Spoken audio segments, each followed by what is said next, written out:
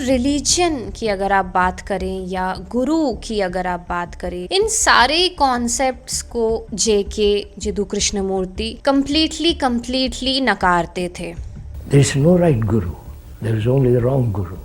उनके हिसाब से किसी भी रिलीजियस टेक्स्ट को पढ़ना या रिलीजन को फॉलो करना एक तरीके से इंसान को जो है उसी के रूल्स में फंसा देता है। अब इसी पूरी फिलॉसफी को अगर हम आचार्य प्रशांत के नज़रिए से देखें, उपनिषद्स को भी अगर आप देखेंगे तो बार बार आचार्य प्रशांत जो है बहुत ही रिस्पेक्टफुली एम्फेसाइज करते हैं कि आप उन्हें पढ़िए, और वो कहते हैं बार बार कि जो श्रुति ग्रंथ है जिसमें उपनिषद आते हैं उसमें ऐसी कई सारी चीज़ें हैं, बहुत सारी चीज़ें हैं जो फिलोसॉफिकली आपकी हेल्प कर सकती है। So do you feel the responsibility that comes with carrying India's civilizational voice onto such global platforms?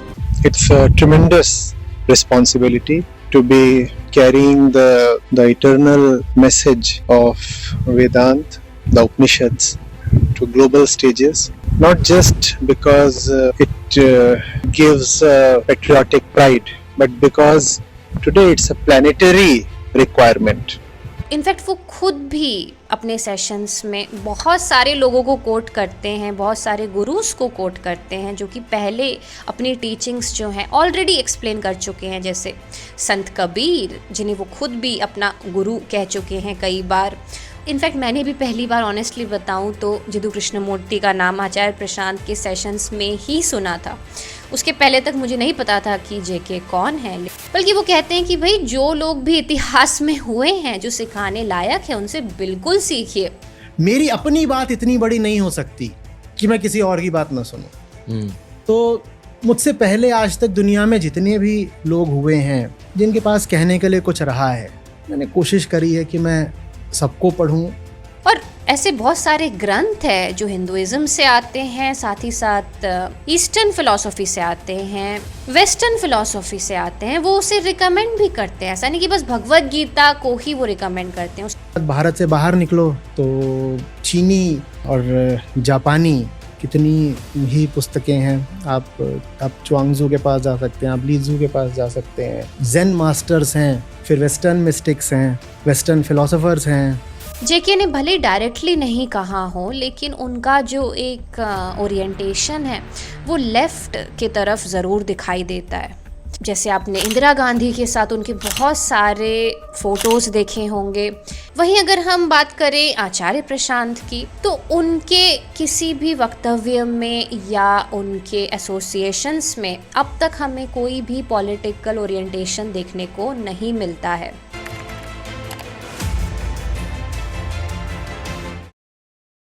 Hey everyone, this is Meghna and welcome back to another video of this channel. आज के video में हम compare करेंगे दो बहुत ही known modern philosophers के authors के philosophies को, जिन्हें काफ़ी लोगों के द्वारा मिसअंडरस्टूड कर लिया गया है कि वो दोनों सेम ही बातें कह रहे हैं। मैंने दोनों पे ही कमेंट्री की है। इनफैक्ट उनमें से एक जो है, मैं करेंटली उनकी जो फ़िलॉसफी है वो पढ़ भी रही हूँ। So it becomes really very important and crucial for me then to differentiate between the philosophies of these two philosophers, these two authors. मैं बात कर रही हूँ जिदू कृष्णमूर्ति की और आचार्य प्रशांत की। तो चलिए इन दोनों की फिलॉसफी के बीच में जो क्रूशियल डिफरेंशिएटिंग फैक्टर्स है, कहाँ पे वो दोनों डाइवर्ज कर रहे हैं, उस पे आज हम फोकस करेंगे। तो जो सबसे पहला कॉन्सेप्ट है वो है time is thought. Time is thought, इस पूरी चीज़ को अगर आप जिदू कृष्णमूर्ति के नज़रिए से एनालाइज करेंगे तो बेसिकली वो वहाँ पे कह रहे हैं कि जो टाइम है उसे वो थॉट कह रहे हैं और थॉट को टाइम कह रहे हैं। What is it that creates time? Thought. So doesn't Thought is time.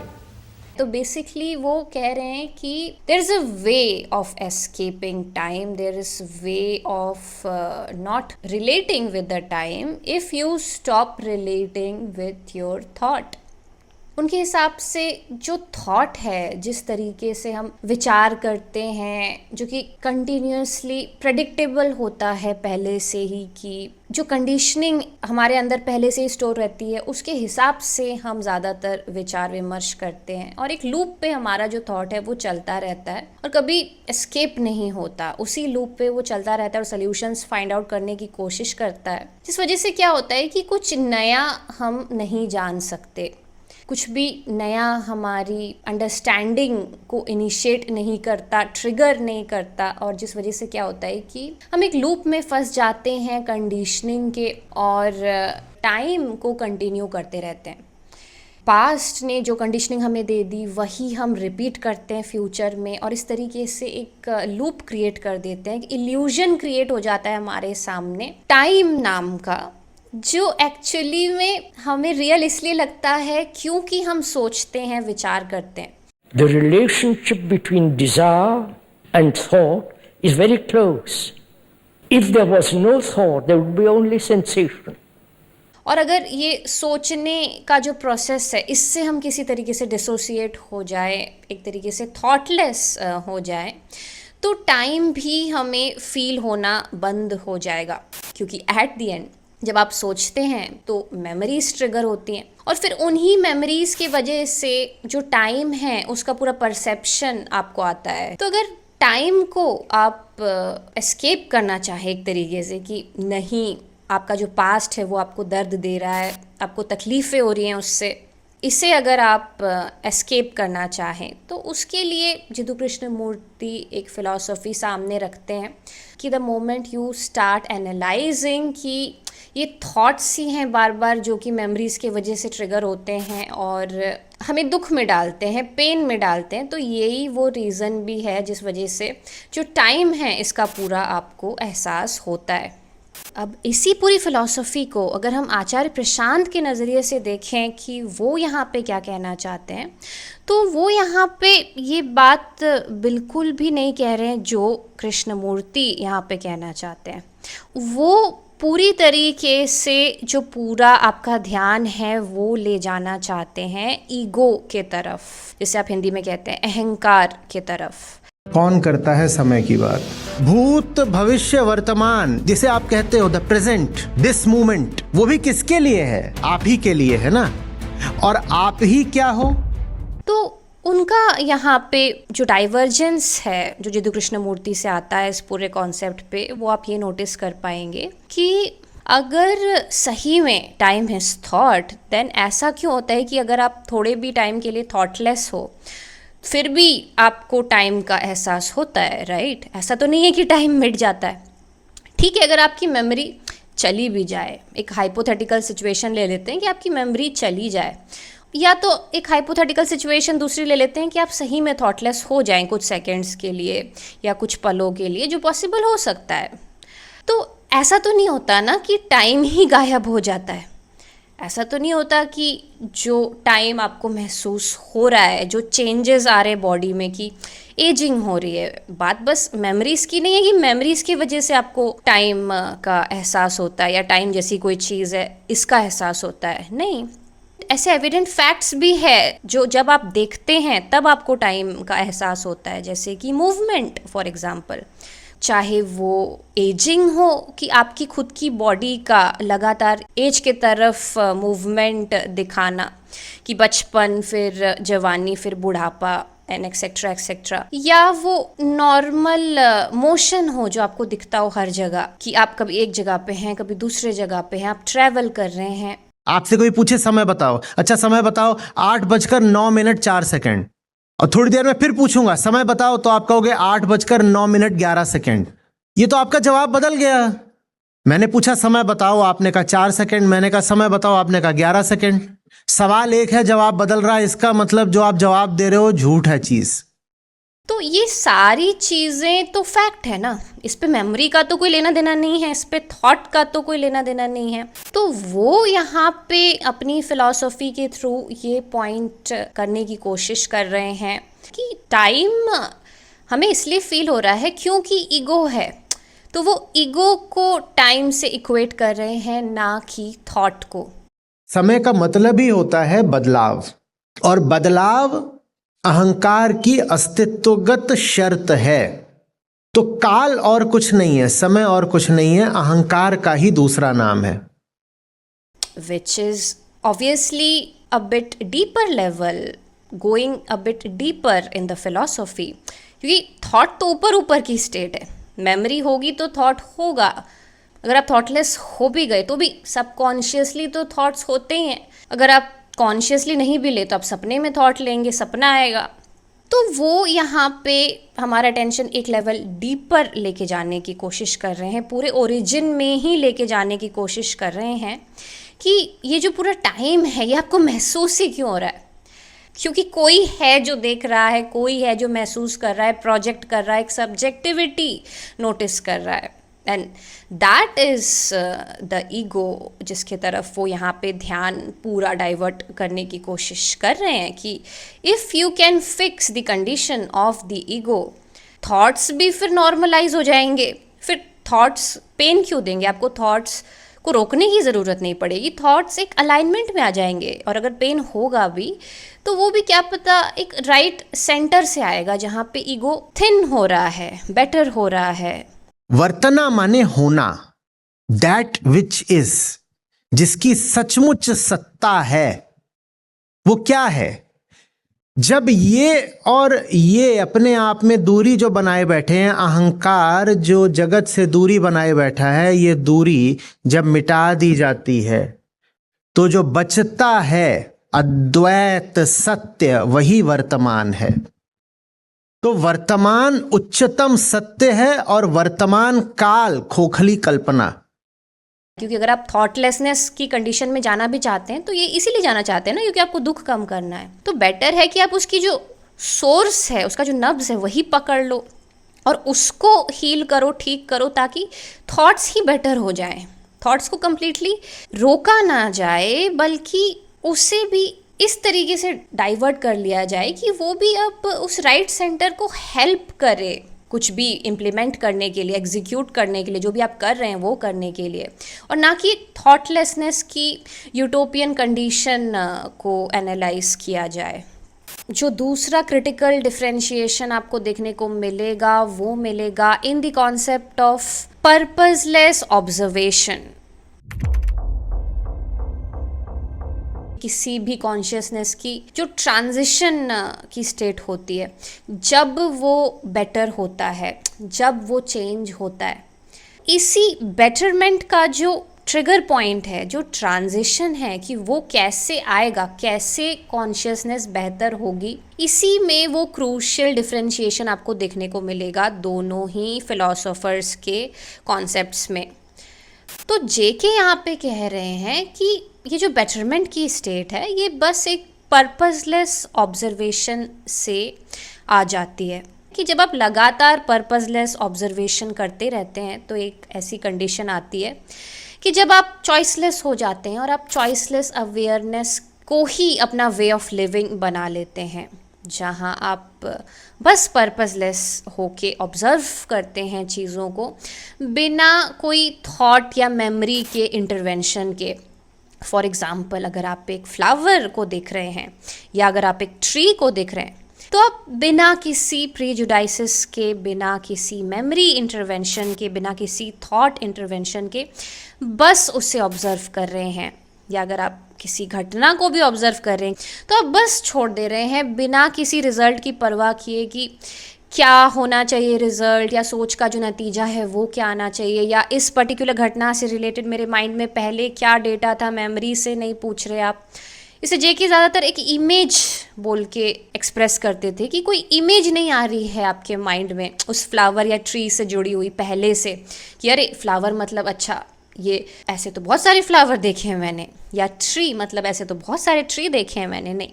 तो जेके के हिसाब से जब आप ये करते हैं, जब आप एक पर्पसलेस ऑब्जर्वेशन करते हैं, तब कुछ ऐसा होता है कि अपने आप वो अंडरस्टैंडिंग जनरेट होती है एक ह्यूमन बीइंग में, एक ह्यूमन कॉन्शियसनेस में, और वो अंडरस्टैंडिंग ही उसे बदल देती है।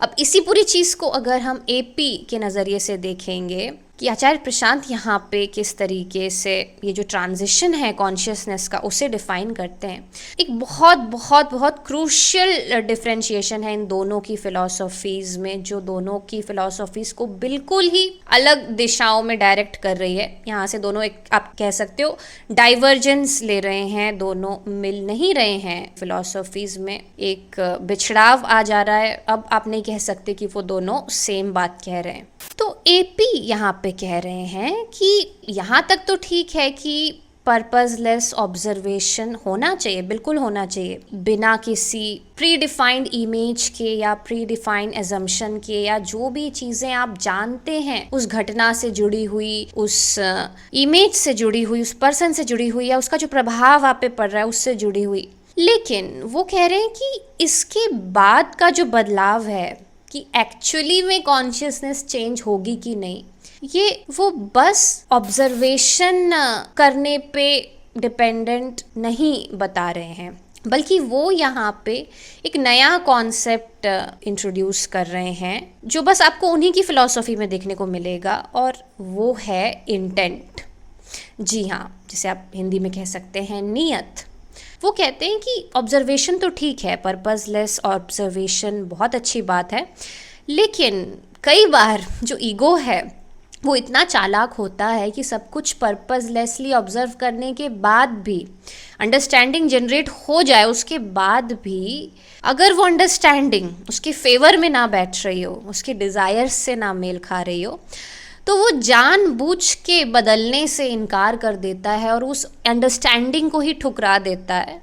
जो अंडरस्टैंडिंग जनरेट हुई थी उसको समझ के भी एक तरीके से नासमझी का जो मास्क है वो ओढ़ लेता है अपने ऊपर और कुछ और ही एक्शन कर सकता है।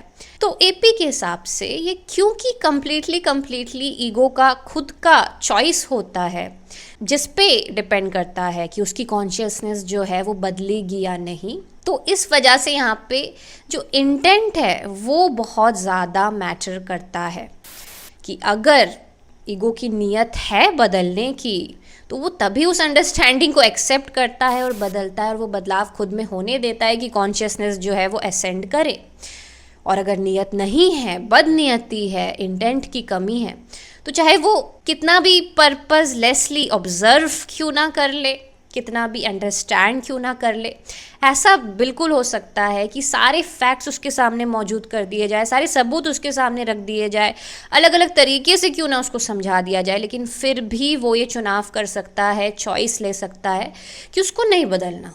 और अगर वो ऐसा करता है तो कॉन्शियसनेस उसी स्टेट में रहती है और ऑब्वियसली उसका जो एसेंशन होना था वो रुक जाता है। तो अब आते हैं हमारे नेक्स्ट डिफरेंशिएटिंग कॉन्सेप्ट पे, विच इज़ वेरी कंट्रोवर्शियल, और इस पे ये दोनों फिलोसोफर्स बहुत ही अलग विचार रखते हैं, बहुत ही अलग तरीके से अपनी फिलोसफीज़ को पेश करते हैं। मैं बात कर रही हूँ on the concept of Guru and शिष्य। तो रिलीजन की अगर आप बात करें या गुरु की अगर आप बात करें या गुरु शिष्य के रिलेशनशिप की बात करें, इन सारे कॉन्सेप्ट्स को जेके जिदू कृष्णमूर्ति कम्प्लीटली नकारते थे, और वो भी ऐसा नहीं कि बहुत ही प्यार से या सर्टली, नहीं, बहुत ही एविडेंट तरीके से और बहुत ही एनफोर्स करके। They call him Guruji because he's teaching. The word guru has been brought over from that unfortunate country to this country, and they are making millions and millions and millions of money out of it, telling you what to do, giving you mantras for $500 or $100 or $2. And there is no right guru, there is only the wrong guru. उनके हिसाब से किसी भी religious text को पढ़ना या religion को follow करना एक तरीके से इंसान को जो है उसी के रूल्स में फंसा देता है, वो रिलीजन का ही होके रह जाता है और फिर खुद सोचने विचारने की क्षमता नहीं रख पाता और एक तरीके से सेक्टेरियन हो जाता है, सेक्टेरियन अथॉरिटीज़ के अंडर में आ जाता है। What is the state of mind that is totally, completely free from all fear, healthy, sane, rational mind, would it need to go to any church? It's only the mind that's crippled, wants naturally some help, and so it projects gods, saviors, the whole religious circle. और इसका एक बहुत बड़ा कारण वो time period भी है जब जिदू कृष्णमूर्ति ने जन्म लिया था और वो टीचिंग्स अपनी जो है वो फैला रहे थे। उस टाइम पे अगर आप देखेंगे तो पूरे वर्ल्ड में ही, इंडिया में भी खासकर, और जहाँ वो रहते थे वहाँ पे भी ये देखा जाता था कि चाहे वो चर्च हो या चाहे इंडिया में धर्म हो, ऐसे बहुत सारे गुरुज थे उस टाइम पे, या चर्च की अथॉरिटीज़ थी जो लोगों को भ्रमित करते थे, उन्हें भटकाते थे और अंधविश्वासों को बढ़ावा देते थे, जिस वजह से लोग सोचने समझने की क्षमता खो देते थे और रिलीजन को इस तरीके से फॉलो करने लगते थे कि जैसे उनका कुछ है ही नहीं, कि भाई खुद भी सोच विचार करना है। नहीं, जो भी उनकी अथॉरिटी कह रही थी या जो गुरु कहते थे वो उस हिसाब से चलते थे और एक तरीके से अंधे हो जाते थे उस चीज़ के पीछे। और रिलीजियस टेक्स्ट को लेके भी खासकर जिदू कृष्णमूर्ति ने बार बार कहा है कि कोई भी रिलीजियस टेक्स्ट जो है वो नहीं पढ़ना चाहिए, सारे रिलीजियस टेक्स्ट को एक तरीके से पीछे छोड़ देना चाहिए और अपने ओरिजिनल तरीके से लाइफ को ऑब्जर्व करके फिर आगे बढ़ना चाहिए। वहीं दूसरी तरफ अगर आचार्य प्रशांत की राय हम देखें, उनका विचार देखें इस पूरे कॉन्सेप्ट में, तो वो बहुत ही एविडेंट है। वो क्योंकि खुद ही भगवद गीता पे बेस्ड अपना जो पूरा सेशन है वो पढ़ा रहे हैं लोगों को। उनका पूरा, अगर आप वेदांत भगवद गीता के सेशंस को देखेंगे, एनालाइज करेंगे, तो उसका जो बेस है वो ही भगवद गीता से आ रहा है। एपी फ्रेमवर्क में भी आप इस चीज़ को नोटिस कर पाओगे कि वहाँ पे भी उन्होंने इस चीज़ को लिखा है। और उपनिषद्स को भी अगर आप देखेंगे तो बार बार आचार्य प्रशांत जो है बहुत ही रिस्पेक्टफुली एम्फेसाइज करते हैं कि आप उन्हें पढ़िए, और वो कहते हैं बार बार कि जो श्रुति ग्रंथ है जिसमें उपनिषद आते हैं उसमें ऐसी कई सारी चीज़ें हैं, बहुत सारी चीज़ें हैं जो फिलॉसॉफिकली आपकी हेल्प कर सकती है आपके कॉन्शियसनेस के एसेंशन में, ईगो थिनिंग में और आपकी लाइफ को बेटर बनाने में। इनफैक्ट वो खुद भी अपने सेशंस में बहुत सारे लोगों को कोट करते हैं, बहुत सारे गुरुस को कोट करते हैं जो कि पहले अपनी टीचिंग्स जो हैं ऑलरेडी एक्सप्लेन कर चुके हैं, जैसे संत कबीर जिन्हें वो खुद भी अपना गुरु कह चुके हैं कई बार। उनके कई दोहों को उन्होंने एक्सप्लेन किया है और अभी भी लगातार करते हैं अपने सेशंस में। ऐसे ही उन्होंने बहुत सारे लोगों की बातों को कोट किया है। इनफैक्ट जिदू कृष्णमूर्ति की खुद की बातों को भी उन्होंने कई जगह अपनी बुक में कोट किया है कि कृष्णमूर्ति भी जो कहते हैं उनकी भी कुछ कॉन्सेप्ट्स है जो कि बहुत अच्छे हैं और उनसे सीखना चाहिए। इनफैक्ट मैंने भी पहली बार ऑनेस्टली बताऊं तो जिदू कृष्णमूर्ति का नाम आचार्य प्रशांत के सेशंस में ही सुना था। उसके पहले तक मुझे नहीं पता था कि जेके कौन है, लेकिन क्योंकि आचार्य जी जो हैं अपने सेशंस में कई लोगों को कोट करते हैं, बहुत सारे जो पुराने गुरु हुए हैं उनको कोट करते हैं, बुक्स को कोट करते हैं, तो उन्होंने जेके को भी कोट किया था, कृष्णमूर्ति को भी कोट किया था, तो वहीं से उनका नाम मुझे पता भी चला था। तो जहाँ तक बात है रिलीजन की या गुरु की, तो ये कहीं से भी आचार्य प्रशांत जो है डिनाई नहीं करते कि आप इनसे मत सीखिए या आप रिलीजन फॉलो मत कीजिए या किसी भी गुरु की मत सुनिए, नहीं। बल्कि वो कहते हैं कि भाई जो लोग भी इतिहास में हुए हैं, जो सिखाने लायक है, उनसे बिल्कुल सीखिए, चाहे वो जेके खुद क्यों ना हो, चाहे वो कृष्णमूर्ति खुद क्यों ना हो। और ऐसे बहुत सारे ग्रंथ हैं जो हिंदुइज्म से आते हैं, साथ ही साथ ईस्टर्न फिलॉसफी से आते हैं, वेस्टर्न फिलॉसफी से आते हैं, वो उसे रिकमेंड भी करते हैं। ऐसा नहीं कि बस भगवद गीता को ही वो रिकमेंड करते हैं, उसके अलावा भी बहुत सारी बुक्स हैं, जैसे ताओ ते चिंग हो गई। इनफैक्ट बाइबल को भी उन्होंने कई बार कोट किया है। हाँ, मैं समझता हूँ इस समय पर बहुत से गुरु और लेखक ऐसे हो गए हैं और ऐसा कहने का प्रचलन फैशन ही हो गया है कि साहब हमने तो कोई आध्यात्मिक किताब ग्रंथ कभी पढ़ा नहीं, लेकिन फिर भी हम आपको ज्ञान दे सकते हैं। बिल्कुल दे सकते हैं, कोई आपत्ति की बात नहीं है। आपको पूरी छूट है कि आप साफ कह दें कि आपको गीता नहीं पढ़नी, आपको उपनिषदों से परहेज है, एलर्जी है, लेकिन ये मत कहिए ना फिर कि आप सनातन धर्म या हिंदू धर्म से संबंधित कोई ज्ञान दे रहे हैं। आप साफ साफ ईमानदारी से ज़रा बहादुरी दिखा के कहिए कि आप अपना कोई नया धर्म, कोई नया पंथ चला रहे हैं। अपने नाम पे धर्म चलाइए ना, फिर आप उसमें हिंदू धर्म का नाम क्यों ले रहे हैं? ये योग की बात करेंगे, ये हिंदू धर्म से संबंधित पुरानी कथाओं की बात करेंगे, ये शरीर के पंचकोशों की बात करेंगे। जब तुम्हें हिंदुओं के धर्म से कोई मतलब ही नहीं तो तुम क्यों सनातन धर्म के शब्दकोश का, वोकैबुलरी का इस्तेमाल कर रहे हो? वो तुम्हें कहाँ से पता चल गई? ऐसे बहुत सारी बुक्स को वो कोट करते हैं, बहुत सारी गीताओं को भी अलग अलग कोट करते हैं, जो रिलीजियस टेक्स्ट ही माने जाने चाहिए एक तरीके से।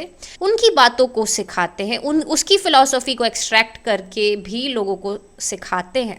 और उपनिषद तो खैर है ही, उपनिषद तो उनके करिकुलम का जो लगातार हिस्सा है वो है ही और अभी भी बने हुए हैं।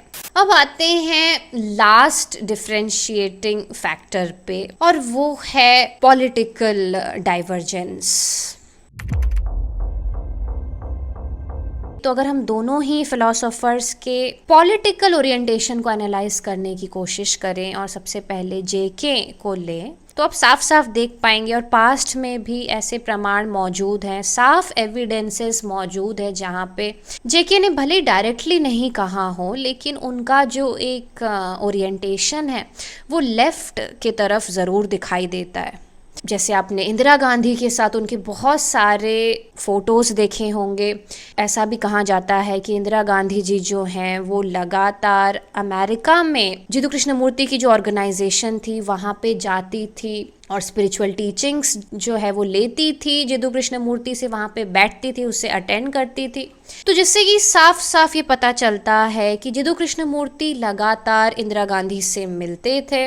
अब उन्होंने डायरेक्टली ये बात भले ही ना एक्सप्रेस की हो, लेकिन मीडिया के थ्रू, अखबारों के थ्रू, फुटेजेस के थ्रू ये जो ओरिएंटेशन है लेफ्ट गवर्नमेंट के प्रति वो आपको ज़रूर देखने को मिलेगा जिदू कृष्णमूर्ति का।